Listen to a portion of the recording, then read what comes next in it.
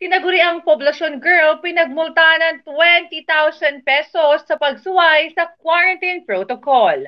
Matapos nitong maghain ng guilty plea, pinagmulta ng korte ng 20,000 pesos si Gwyneth Anchua o ang binansagang poblasyon girl.